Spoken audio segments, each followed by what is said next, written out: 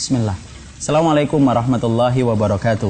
Innal hamdalillah wassalatu wassalamu ala Rasulillah.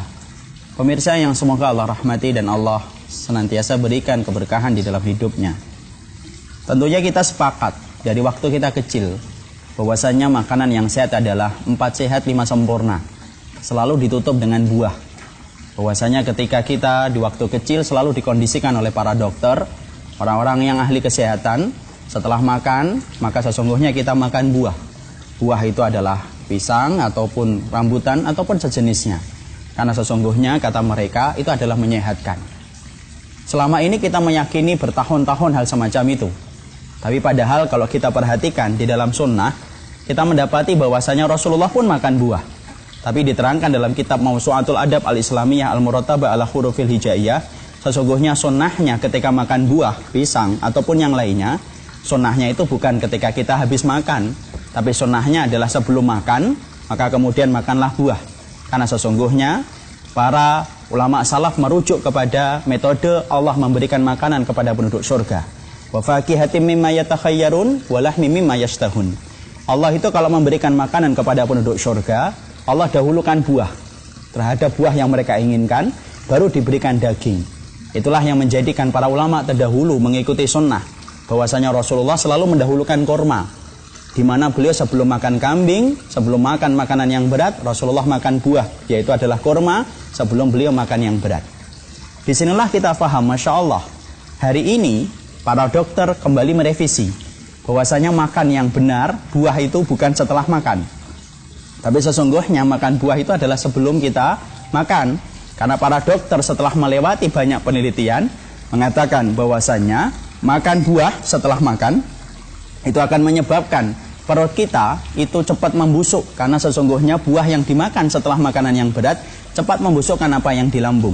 Berbeda kalau kita makan buah sebelum kita makan. Masya Allah, sesungguhnya buah itu akan melapisi lambung, kemudian mengkondisikan lambung sebelum mendapatkan asupan yang berat. Masya Allah, terbukti 1-0 bagaimana sunnah ternyata betul-betul memberikan faedah dalam kehidupan, dan sunnah memberikan kemaslahatan dalam kehidupan. Apa yang ingin saya sampaikan dalam masalah ini adalah, Masya Allah, ternyata sunnah yang telah diajarkan oleh Rasulullah SAW dan semua ketetapan yang ditetapkan oleh Al-Quran tidak memberikan apapun kecuali kepada kita, kecuali adalah kebaikan hidup kita. Karena sesungguhnya Allah, zat yang tidak pernah menzalimi hambanya, sebagaimana Nabi di dalam sunnahnya, maka Nabi tidak pernah sama sekali ingin menipu umatnya. Maka sesungguhnya wajib bagi kita, bagi setiap orang yang beriman, untuk tunduk dan patuh kepada apapun yang telah ditetapkan oleh kitabullah dan sunnah. Karena iman tidak akan pernah disebut beriman sampai dia tunduk dan patuh. Sebagaimana gula dengan rasa manisnya. Kalau kita menemukan butiran putih di atas meja, kita icip-icip, kemudian tidak ada rasa manisnya, kita sepakat itu bukan gula. Tapi kalau kita menemukan butiran putih di atas meja, icip-icip, kemudian ada manisnya, kita akan mengatakan itu adalah gula. Kenapa itu disebut gula? Karena rasa manisnya. Sama pula dengan iman. Tidak akan pernah disebut itu beriman sampai dia tunduk dan patuh kepada setiap ketentuan sunnah yang telah ditetapkan oleh Rasulullah SAW. Perhatikan bagaimana sunnah satu persatu terbukti secara fakta dan data memberikan kemaslahatan dalam hidup kita. Kenapa kita diperintahkan untuk membaca bismillah sebelum kemudian kita minum? Karena ternyata di dalam air ada partikel-partikel yang apabila kita menyebutnya dengan pujian, partikel di dalam air ini akan membantu kesehatan kita. Beda apabila airnya itu kita hujat dengan celaan. Makanya Rasulullah melarang bagi kita untuk kemudian mencela makanan dan minuman, karena ternyata akan tumbuh keburukan di dalam tubuh kita. Kenapa kita tidak diperbolehkan untuk meniup minuman-minuman yang panas? Karena di dalamnya terdapat banyak karbon dioksida yang kemudian akan menjadi mudarat untuk tubuh kita. Makanya sunnah telah menentukan. Kenapa kita diperintahkan ketika sebelum tidur diperintahkan untuk mematikan lampu? Karena ternyata ahli kesehatan mengatakan sesungguhnya Masya Allah, orang yang tidur dalam keadaan gelap lebih berkualitas tidurnya daripada orang yang tidur dalam keadaan terang lampunya. Masya Allah, satu persatu sunnah. Tidak mampu untuk ditampik bahwasanya sesuai dengan apa yang menjadi hajat kebaikan kita. Disinilah diperlukan. Kalau kamu sudah yakin bahwasanya Allah tidak mungkin menzalimimu, kalau kamu yakin bahwasanya Rasulmu tidak akan menipumu, maka tolong jadilah orang yang tunduk dan patuh. Jangan mengkritik sunnah, karena sesungguhnya sunnah bukan tempat kritikan. Jangan mengkritik wahyu, Karena sesungguhnya wahyu ditetapkan oleh Allah yang alim, maha ilmu dalam segala apa yang ditetapkan oleh Allah. Karena sesungguhnya sunnah bukan channel televisi, yang mana kalau kita suka diambil, kalau tidak suka kita tinggalkan channelnya. Wahyu yang datang dari Allah bukan barang prasmanan, kalau kamu selera mengambilnya, kalau kamu tidak selera meninggalkannya. Tidak.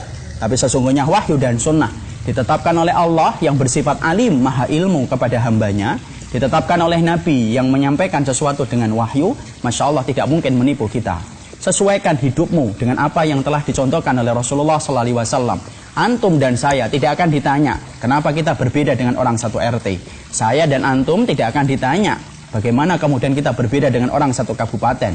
Ana dan antum tidak akan ditanya kenapa kita berbeda dengan orang satu negara. Tapi ana dan antum akan dihisap oleh Allah ketika kita berbeda dengan satu orang, yaitu adalah Rasulullah Shallallahu Alaihi Wasallam. Ikutlah sunnah, bukan karena sunnah itu memberikan manfaat, tapi berikanlah sunnah karena jalan surgamu adalah mengikuti sunnah Rasulullah Shallallahu Alaihi Wasallam. Makanlah yang benar, buah dulu, minumlah yang benar dengan sunnah, tidurlah dengan yang sunnah, amalkan segala sesuatu dengan sunnah. Maka ketika kamu memerintah, perintahlah dengan sunnah, apapun yang dikembalikan kepada sunnah. Bahagia hidupmu di dunia, maka bahagia pula kehidupanmu kelak di akhirat. Wa barakallahu fikum, semoga Allah memberkati kita semuanya ketika meniti jalan sunnah. Jangan perhatikan siapapun, karena yang kita perhatikan hanyalah satu, Nabi yang telah diutus dalam kehidupan kita. Wassallallahu ala nabiyyina Muhammad walhamdulillahi rabbil alamin. Wassalamualaikum warahmatullahi wabarakatuh.